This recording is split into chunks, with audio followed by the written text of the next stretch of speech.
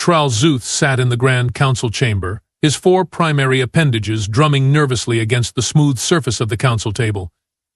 His secondary limbs were tucked neatly against his torso, as protocol demanded during formal proceedings. The room buzzed with the anxious chirps and clicks of the 37 council members who represented the Voxan Confederation, the most advanced civilization in the known galaxy. "Are we seriously considering this?" Zuth finally spoke, his voice amplifier pulsing with the distinctive blue glow that indicated frustration. "A preemptive strike against a species that hasn't even achieved consistent interplanetary travel yet." Supreme Commander Vexlor, her exoskeleton gleaming under the artificial lighting, fixed her compound eyes on Zuth. "The humans have demonstrated remarkable technological acceleration. Our predictive models show they will achieve faster-than-light capabilities within 20 solar cycles. Once that happens, containment becomes problematic." "Problematic? What an interesting choice of words for genocide," Zuth replied, not bothering to mask the sarcasm in his voice. The Grand Arbiter Quen Pal raised a spindly appendage, immediately silencing the chamber. "Prophet Zuth, your objections are noted. However, this council's primary directive is to ensure the continued safety and prosperity of the Confederation. The human species has shown concerning traits." Zuth snorted, a peculiar habit he had picked up during his extensive observation of Earth. "What concerning traits, exactly? Their fondness for reality entertainment programming? Their bizarre attachment to furry non-sentient companions? Or perhaps it's their remarkable ability to argue about absolutely everything?" Several council members emitted the clicking sounds of disapproval. Such disrespect toward the Grand Arbiter was unusual, even from Zuth, whose position as chief prophet gave him certain liberties. "Their capacity for violence," Quen Pal responded flatly. "They have spent the majority of their recorded history engaged in conflict with one another. They have weaponized every scientific breakthrough they have ever achieved. Their entertainment glorifies combat. Their economic systems reward aggression. They are, by any objective standard, dangerous." Zuth rose to his full height, his skin flushing the deep purple of conviction. "I have studied them for over 60 cycles. Yes, they fight. Yes, they are chaotic and unpredictable, and sometimes terrifyingly brutal. But they are also creative and adaptable and capable of profound compassion. Your fondness for this species has been noted, Prophet," Supreme Commander Vexlor said with artificial sweetness. "Perhaps your extended observation has led to a certain contamination of objectivity?" The council chamber erupted in trilling laughter. Zuth felt his secondary respiratory sacs inflate with indignation. "I speak as the chief prophet of the Voxan Confederation," he said, his voice amplifier now pulsing with the crimson light of anger. "My observations are not contaminated. They are complete. Unlike your military assessment, which conveniently overlooks key aspects of human psychology." Science Director Madhu Kryn leaned forward, her sensory tentacles waving with curiosity. "What aspects are these, Prophet?" Zuth activated the holographic display embedded in the council table. Images of human history flashed in the air, warfare, yes, but also art, cooperation, innovation, and healing. "Humans possess something I can only describe as a retributive persistence," Zuth explained. "If you strike them, they do not simply respond proportionally as a logical species might. They escalate. They remember. They unite against external threats in ways they never managed during peacetime." He paused, making eye contact with each council member. "If you strike them first, they will never stop, not until they have achieved what they consider justice or revenge. The distinction often blurs for them." Grand Arbiter Quen Pal's feeding mandibles clicked in what might have been amusement. "This sounds like emotional reasoning, Prophet. The humans have primitive spacecraft and basic nuclear weaponry. We have a fleet of planet crackers and the most advanced defensive systems in the galaxy. What could they possibly do to us?" "That's exactly the kind of thinking that makes this plan so dangerous," Zuth exclaimed. "You are assuming they will respond conventionally. Humans don't do conventional." The council chamber fell silent as the main doors parted. Fleet Admiral Zarak Tun entered, his ceremonial armor reflecting the chamber's lights in dazzling patterns. Even Tral Zuth felt a flicker of intimidation. Zarak Tun had commanded the forces that pacified the rebellious Krell systems. 3 planets rendered uninhabitable, billions dead, all because the Krell had refused to accept Voxen mining rights. "The attack fleet is prepared," Zarak Tun announced without preamble. "We await only the Council's final authorization." Tral Zuth felt his heart sink. The presence of the Fleet Admiral suggested the decision had already been made, but this Council meeting was merely a formality. "The prudent course of action is clear," Vexlor said smoothly. "It's a swift, decisive strike. The human homeworld need not be destroyed entirely. A demonstration of our power, the elimination of their major population centers and military installations. They will surrender, and we can guide their development along more acceptable paths." "You are making a terrible mistake," Tral Zuth said quietly. "At least allow me to present my full findings." Quen Pao made the gesture of reluctant consent. "You have one-time unit, Prophet." Tral Zuth quickly connected his neural interface to the chamber's systems. Data streamed directly from his specialized Prophet implants to the holographic display. The council members watched as scenarios played out, showing potential human responses to various attack strategies. "Note how they rally," Tral Zuth narrated. "Note how their fractious political systems suddenly align when faced with an existential threat. Note their capacity for asymmetric warfare, for surprising technological leaps under pressure."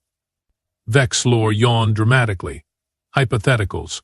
Your models are contaminated by your obvious affection for these creatures." "These aren't models. These are historical records," Tral Zuth protested. "Every time in their history that a technologically superior force has attacked them, they have eventually prevailed through sheer stubbornness and creative adaptation." Against other humans, Fleet Admiral Zarak Tun interjected. "Not against the might of the Voxen Confederation." The council members chittered in agreement. Tral Zuth looked around the chamber, realizing the futility of his position. The decision for war had already been made. All he could do now was try to minimize the damage. "At least make it quick and clean," he said, his voice amplifier dimming to the blue-gray of resignation. "If you are determined to attack, destroy their military capabilities, but leave their civilian populations intact. Show mercy. It might be the only thing that prevents them from pursuing us to the ends of the galaxy once they eventually recover." Supreme Commander Vexlor made the gesture of magnanimous acceptance. "Your concern for these primitives is touching, Prophet. We will consider your recommendation for restraint." The way she said it made it clear she would do no such thing. 3 days later, Tral Zuth stood in the observation deck of the grand flagship Eternal Dominance, watching as the attack fleet prepared to depart. 200 warships, each capable of reducing a continent to ash, all to eliminate a threat that existed only in the paranoid calculations of the military council. Prophet Tral Zuth, a voice called from behind him. "I didn't expect to find you here." Tral Zuth turned to see Lewin Vex, a young tactical officer he had mentored years ago. "Where else would I be when my civilization commits its greatest error?" Lewin Vex's sensory appendages flattened in discomfort. "Surely it's not as dire as that. The intelligence reports." "The intelligence reports are focused entirely on human technology and not at all on human psychology," Tral Zuth interrupted. "We are poking a hive of unusually intelligent, unusually vindictive insects." "But they can't reach us," Lewin Vex said, confusion evident in his voice. "Even if they somehow survive the initial assault, they have no way to strike back at our worlds." Tral Zuth turned back to the viewport, watching as the massive ships began to power their engines. "They will find a way. That's what humans do. They solve problems, especially when they are angry. And we are about to make them very, very angry." The first wave departed with great ceremony. Tral Zuth refused to attend the formal launch, instead retreating to his quarters where he began preparing a detailed record of his objections. Not that it would matter. History was written by the victors, and the Voxan Confederation expected to be very victorious indeed. 6 days later, the first reports came back. The attack had been launched. Earth's primitive defensive systems had been easily overwhelmed. Major cities were in flames. Military installations had been precisely targeted, and human governments were in disarray. The Grand Council celebrated. Tralzuth mourned. A toast, Supreme Commander Vexlor declared at the victory banquet, to the continued security of the Confederation. Tralzuth declined to raise his drinking apparatus. "This isn't over," he said quietly. "It's barely begun." Vexlor made the gesture of dismissive superiority, always the pessimist prophet. "Our forces report minimal resistance. The humans are in shock, as expected. We have destroyed their major military installations, their seats of government, their industrial centers. The survivors are scattered and leaderless. And you think that means they are defeated?" Tralzuth asked incredulously. "How can someone so intelligent be so profoundly stupid?" The room fell silent at the insult. Even with his special status, there were limits to what a prophet could say to a supreme commander. Fleet Admiral Zarak Tun stepped between them. "The prophet speaks from emotional attachment, not reason. Our victory is absolute. The human threat has been neutralized. Now we can begin the process of guiding their reconstruction along acceptable lines." "Acceptable lines?" Tralzuth repeated, his voice amplifier flashing with bursts of crimson outrage. "You have killed hundreds of millions of their people. You have reduced their civilization to rubble. And you think they are going to accept your guidance?" "They have no choice," Zarak Tun replied coldly. "They are beaten." Tralzuth looked around the banquet hall at the celebrating council members and military officers. None of them understood. None of them had truly studied humans as he had. "You don't understand what you have created," he said quietly. "Every survivor is now dedicated to one purpose, making you pay. Every human child born from this day forward will learn to hate us before they learn anything else. You haven't ended a threat. You have created an enemy that will never, ever stop." 3 months passed. The Voxan occupation of Earth proceeded according to standard protocols. Military governors were installed in the remaining population centers. Human resistance was sporadic and ineffective, just as the military planners had predicted. The few organized military units that survived the initial assault were hunted down and eliminated. Tralzuth was removed from his position as chief prophet. Officially, he had requested a leave of absence to pursue independent research.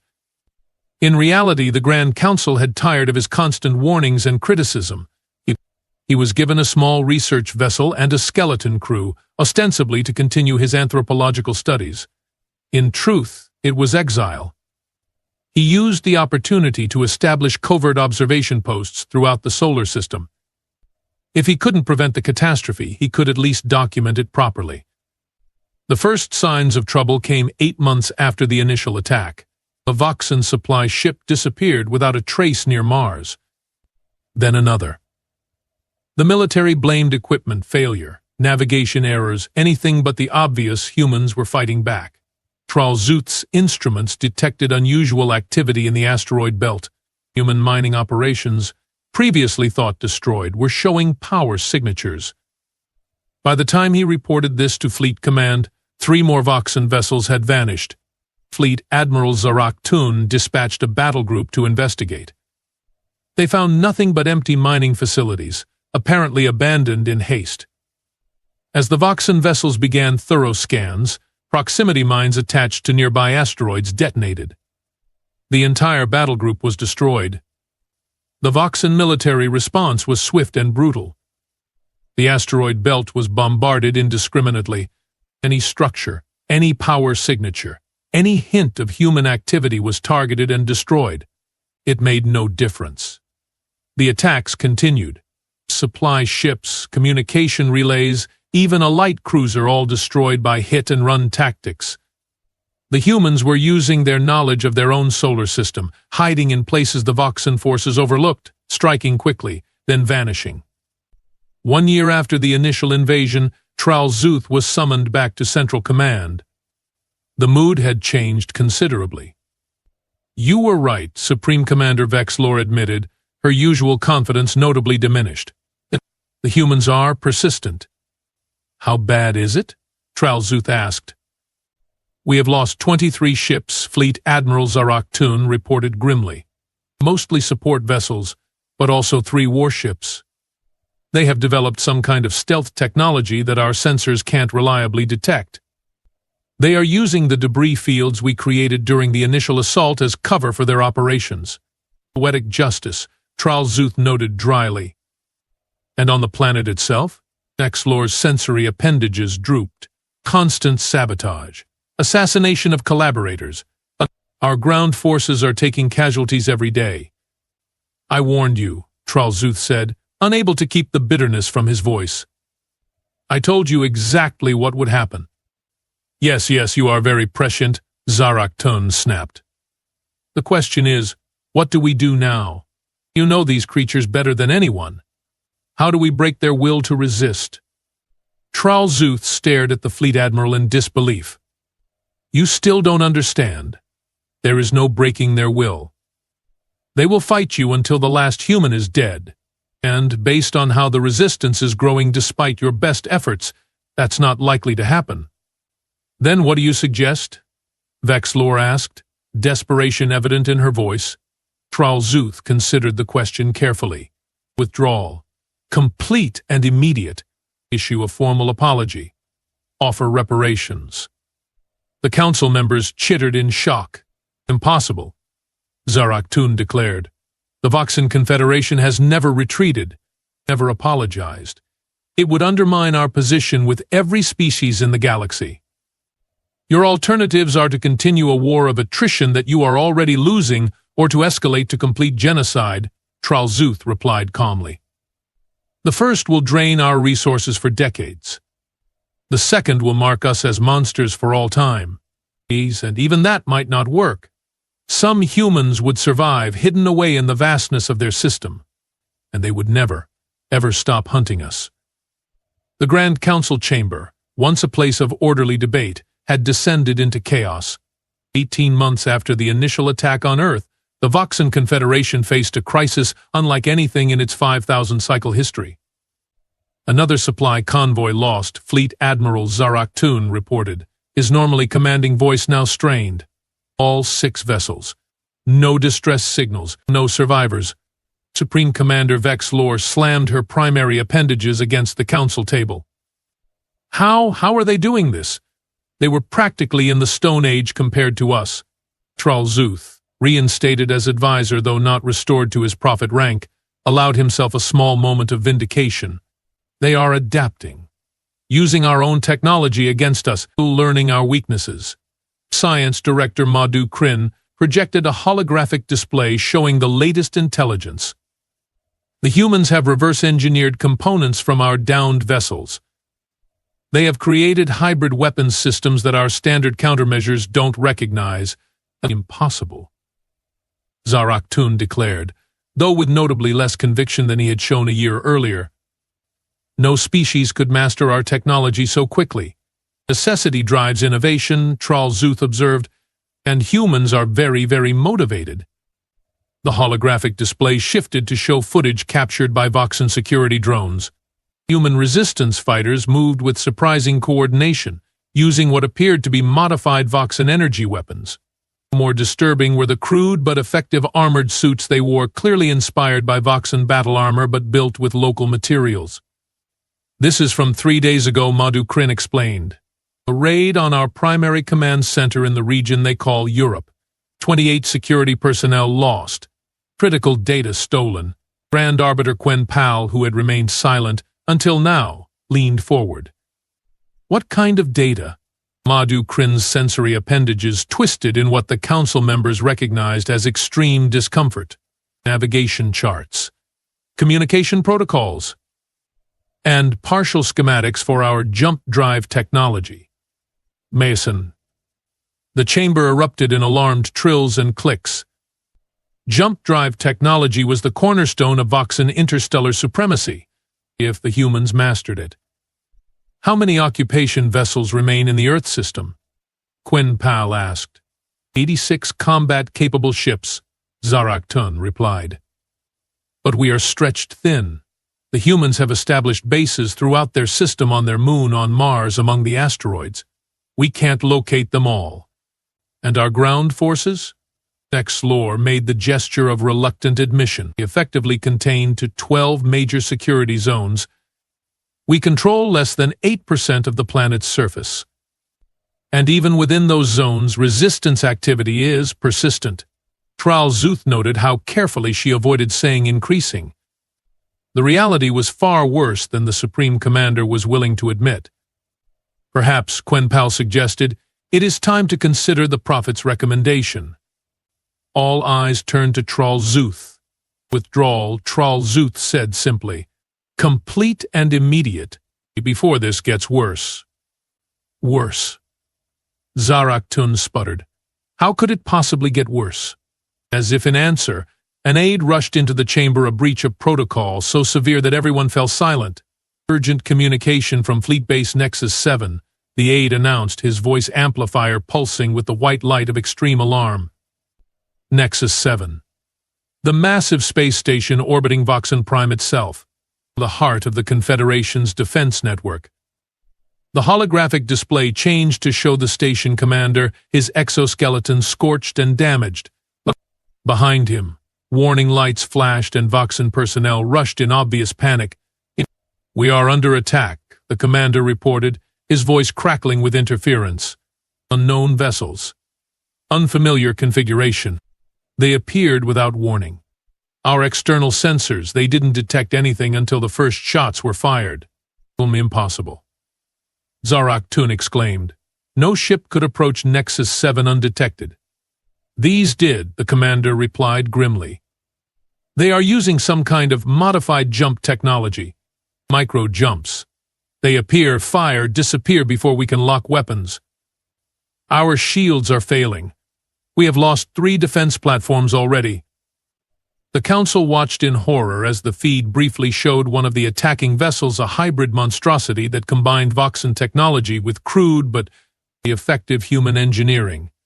It bristled with weapons, some Voxen, some clearly of human design. This is a direct violation of all rules of warfare, Vexlor exclaimed. They are attacking our homeworld. Tral Zuth couldn't help but laugh. A harsh, barking sound that drew stares from everyone present. Rules of warfare? You decimated their planet without warning. What rules were you following then? Before anyone could respond, the station commander's voice became urgent. They have breached the main hangar. Boarding parties. They are. The feed cut to static, and for several moments, no one spoke. The implications were too enormous, too terrifying to process immediately. How did they reach Voxen Prime? Quen Pal finally asked, his voice unnaturally calm. The distance, without proper jump drive technology. They have been salvaging our technology for 18 months, Tral Zuth pointed out, capturing our ships, interrogating our personnel, learning everything they could. What did you expect? Not this, Vexlor whispered. Not so soon. The next few hours brought more alarming reports. 3 orbital defense platforms around Voxen Prime had gone silent. 2 military outposts on the planet's surface reported attacks by unknown forces. Then, most disturbing of all, a transmission reached the Grand Council chamber on a secure channel that only the highest levels of Voxen leadership should have had access to. The holographic display showed a human female. Her face bore scars, and her eyes held the hard look of someone who had seen too much death. She wore what appeared to be a modified Voxen commander's uniform, altered to fit human physiology. My name is Admiral Petra Novak, she announced without preamble. I speak for the United Earth Resistance Command. Your occupation of Earth ends today. Fleet Admiral Zarak-Tun stepped forward. This is Fleet Admiral Zarak-Tun of the Voxen Confederation. Your attack on our homeworld is an act of war that will bring consequences beyond your comprehension. The human's face showed no reaction. We didn't start this war, Admiral. You did. When you attacked Earth, you made a critical miscalculation. You thought superior technology would guarantee victory.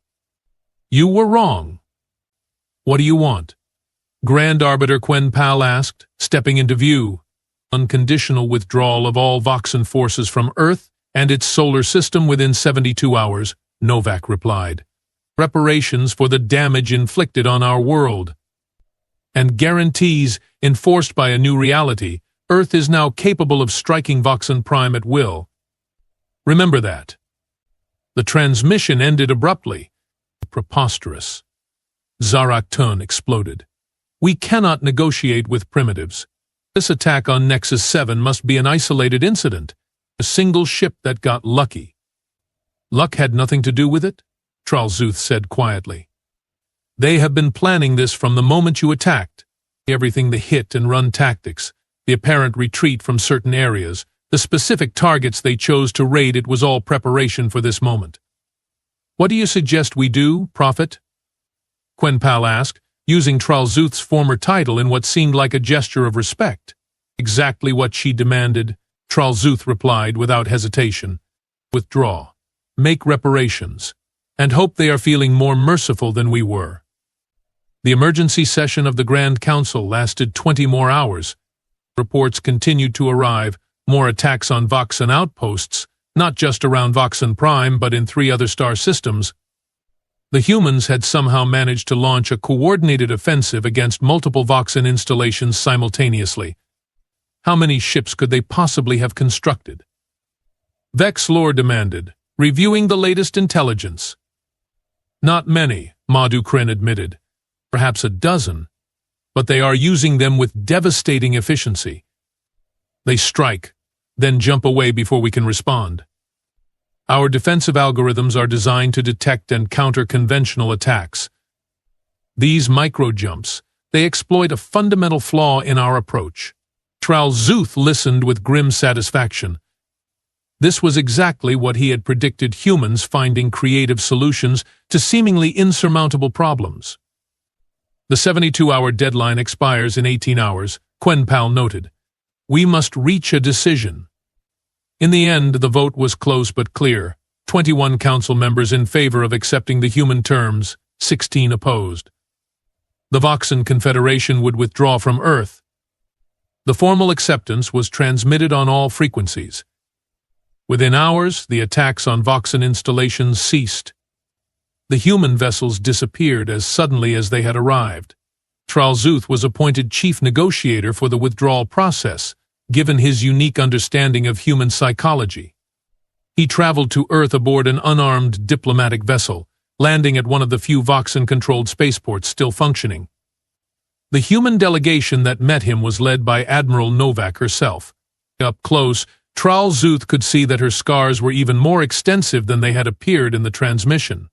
Prophet Tralzuth, she greeted him, surprising him with her knowledge of his name and former title. Your reputation precedes you. Oh? He replied, curious. Some of your research on human psychology was recovered from a Voxan command post we raided last year, she explained. Your assessment of our, what did you call it? Retributive persistence? It was quite accurate. I wish my people had listened, Tralzuth said sincerely. Some of your captive officers mentioned a lone voice of opposition in the Voxan leadership, Novak continued. I assume that was you. Tralzuth made the gesture of modest acknowledgement. I advocated for peaceful contact. I was overruled. Novak nodded. That information may prove valuable during the negotiations. Not all humans are calling for the complete destruction of the Voxan civilization. Some of us recognize the possibility of eventual coexistence. The negotiations were tense but productive. The Voxan forces would withdraw according to a carefully orchestrated schedule. Certain technologies would be left behind as part of the reparations package. A demilitarized zone would be established at the edge of the solar system, monitored by both parties. As the formal sessions concluded, Admiral Novak took Tralzuth on a tour of what had once been a major human city. The devastation was still evident, though remarkable progress had been made in clearing rubble and beginning reconstruction. You should know, Novak said as they walked through the ruins, that there was serious debate about whether to attack Voxen Prime directly with our new weapons. Many wanted to do to your homeworld what you did to ours. Why didn't you?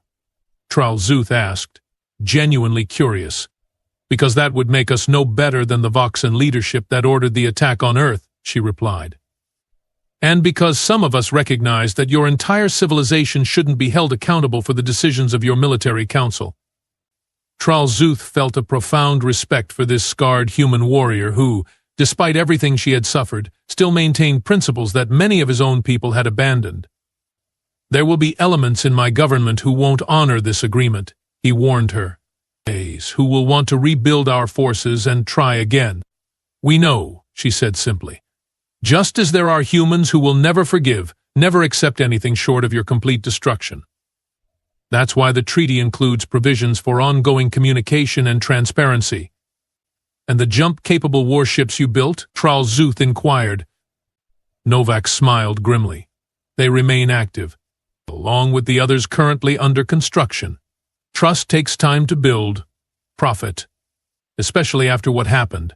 On his final day on Earth, before returning to oversee the withdrawal of Voxen forces, Tralzuth visited a makeshift memorial that had been erected in what had once been a public park. Simple stones bore the names of the dead, millions upon millions of names, far too many to read in a lifetime.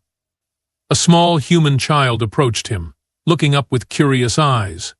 Tralzuth tensed, uncertain how a young human would react to one of the beings responsible for such devastation.